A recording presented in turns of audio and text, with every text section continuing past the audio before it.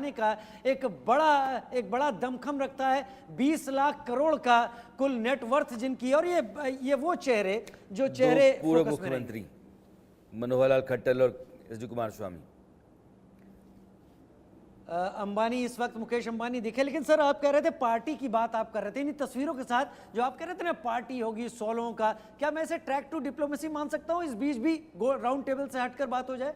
बहुत कुछ तो नहीं होता है। मैंने कहा कि ये एक ऐसा आयोजन है जिसमें आप बुला करके और दुनिया को एक सिग्नल देना चाहते हैं। ये तस्वीरें जो अक्षय कुमार को, एक मिनट मैं आपको रोकना चाहूंगा, अक्षय कुमार तस्वीरों में इस वक्त दिखाई पड़ रहे हैं। बॉलीवुड का भी एक प्रेजेंस है, कंगना रनौत, अक्षय कुमार, शाहरुख खान, इनकी प्रेजेंस यहाँ पर दिखाई पड़ रही है। तो जो आप शुरू में कह रहे थे मल्लिकार्जुन खड़गे जी, धर्म सत्ता, राज सत्ता और जनता सत्ता, यहाँ तो एक एंटरटेनमेंट की भी सत्ता है जो, और रजनीकांत, थलाइवा को कौन नहीं जानता, ये सीमाओं से परे हैं। देश विदेश कहीं भी जाइए आप रजनीकांत को जानने वाले एक बड़ी तादाद में मिलते हैं। ये शिवराज सिंह, जेपी नड्डा, राजनाथ सिंह, अमित शाह, ये वो मंडली है जहां ये लोग बैठे हुए हैं। दरअसल यहीं से शपथ ग्रहण के लिए आप आगे जाएंगे तो यहाँ जो कुर्सियां लगी हुई हैं, ये कुर्सियां उन लोगों की हैं जो नरेंद्र मोदी की टीम के हैं। और चारों तरफ जिन लोगों को बुलाया गया है और जो मेहमान है, ये उत्तर प्रदेश के मुख्यमंत्री योगी आदित्यनाथ।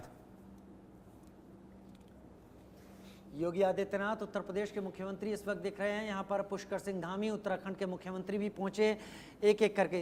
ये नीतीश कुमार को अब आप देख पा रहे हैं इस वक्त ठीक पीछे। नीतीश कुमार जिनको कहा जा रहा है कि किंग मेकर की भूमिका निभा रहे हैं। खैर 2 किंग मेकर माने जा सकते हैं, चंद्रबाबू नायडू भी।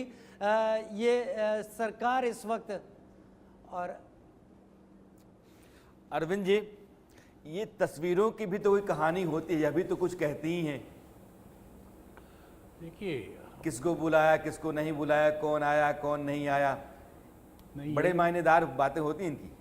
नहीं, ये जो विदेशी मेहमानों वाली बात आप कह रहे हैं ना, बहुत पहले चाणक्य ने कहा है कि पड़ोसी देशों से खटपट लगी रहती है, और ठीक उल्टा वाजपेयी जी ने कहा कि हम सब कर सकते हैं, पड़ोसी नहीं बदल सकते।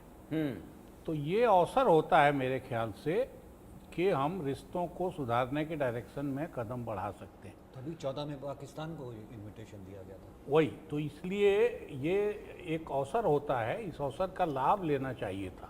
मुझे लगता है कि बाकी जो डिप्लोमेटिक एफर्ट होते हैं उनमें ये बड़ा ओकेजन है जिसमें आप एक इनिशिएटिव लें और उसको किसी नतीजे तक फिर अगली सरकार ले जाने की कोशिश करें। सब दिन पाकिस्तान से या चीन से दुश्मनी का भाव ही हम रख के चलते रहेंगे, ये पॉसिबल नहीं है। इसी में लंका से हम हो चुका, इसी में बांग्लादेश से हो चुका, तो सबसे खट्टा मीठा अनुभव रहता है, लेकिन पड़ोसी नहीं बदल सकते। और ये सब ओकेजन है जिस पे रिश्तेदारियों में भी आप देखेंगे, परिवारों में, बड़े परिवारों में, तो जहाँ से कुछ थोड़ा अलग हुआ रहता है किसी बात पे, बड़ा आयोजन घर में हो तो सबको बुला लेते हैं कि फिर ये चीज़ें ख़त्म हो। तो मुझे लगता है ये ओकेजन इस्तेमाल करना चाहिए था। लेकिन चाइना वाले मामले में तो अलग बात है। चाइना के उसमें उन्होंने बधाई दी, वो बीच में शायद जब लेकिन पाकिस्तान के मामले में तो भारत सरकार की नीति बहुत क्लियर है कि आप आतंकवाद छोड़ें तो हम आपसे बात करेंगे। आतंकवाद को लेकर तो पाकिस्तान के रुख में कोई बदलाव नहीं आ रहा है। ये तस्वीरें राजू देखिए, वैसे भी लोग हैं जो नारेबाजी कर रहे हैं। मैं देख रहा था अभी कि एक ही जगह नीतीश कुमार, चंद्रबाबू नायडू, पवन कल्याण बैठे हुए हैं। संतों की जमात स्मृति ईरानी इस बार अमेठी से हार गई हैं, और के सिंह भी दिख रहे हैं। हाँ, कभी कभार अरविंद जी अभी लगता होगा कि अगर हम जीत करके आ गए होते तो हमारे बैठने की जगह कुछ दूसरी हो गई होती।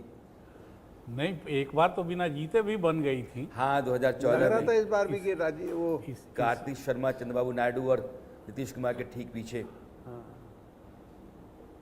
ब्रजेश पाठक दिखाई पड़ रहे हैं। उत्तर प्रदेश के उप मुख्यमंत्री, साथ ही केशव चंद्र मौर्य भी इस वक्त दिखाई पड़ रहे हैं। ये धर्म सत्ता जिसकी आप बात कर रहे थे, बीजेपी के साथ ये एक अलग तरह की लकीर है जो उसको थोड़ा एज दे करके रखती है कि जो समाज में